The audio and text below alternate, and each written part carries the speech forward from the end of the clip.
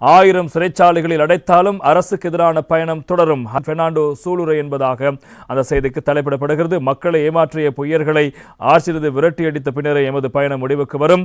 எம்மை 1000 சிறைச்சாலைகளில் அடைத்தாலும் இந்த பயணத்தை நாம் நிறுத்தப் போவதில்லை.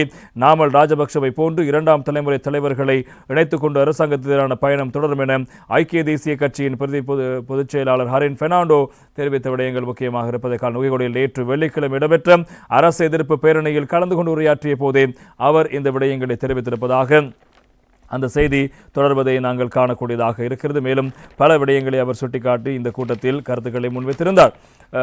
அவர் இந்த சாப ஆட்சியாளர்கள் தொடர்பில் பேசும் பணியை எனக்கு வழங்கப்பட்டிருக்கிறது என்பதாக தனது உரையில் ஆரம்பத்தில் கூறியிருந்தார். 1948 17 ஆண்டுகள் நாட்டில் சாபம் காணப்படவில்லை. 1960 பிறகு சாபங்கள் ஆரம்பித்தன என்பதாக அவர் சுட்டிக்காட்டியிருந்தார். எனவே இங்கு முன்னாள் ஜனாதிபதி மஹிந்த ராஜபக்ச நினைவு கூறுகின்றோம்.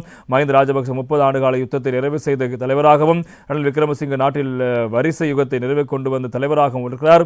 இதனை நாம் நினைவில் கொள்ள வேண்டும். எம்மை 1000 சிறை அடைத்தாலும் இந்த பயணத்தை நாம் நிறுத்தப் போவதில்லை என்பதாகவும் அவர் சொல்லியிருக்கிறார். ஆனால் இருந்த போதிலும் இவர்கள் சரியாக இன்றைக்கு 1 வருடங்களுக்கு முன்பதாக கூறிய கருத்துக்கள் என்ன, இப்போது கூறுகின்ற கருத்து என்பதை மக்கள் புரிந்து கொண்டிருப்பார்கள். இந்த 1 வருடங்களுக்கு முன்னர் ஹரின் பெர்னாண்டோ உள்ளிட்ட தலைவர்கள் தெரிவித்த கருத்துக்களை நீங்கள் சமூக வலைதளங்களில் பார்த்துவிட்டு இந்த கருத்தையும் பார்த்தால் உங்களுக்கு உண்மை என்னவென்று புரிந்துவிடும் என்பதுதான் இப்போது சமூக வலைதளங்களில் பலரும் இதனை பகிர்ந்து கொண்டு வருகின்ற விடயங்கள் முக்கியமாக இருப்பதை நாங்கள் காணக்கூடியதாக இருக்கிறது.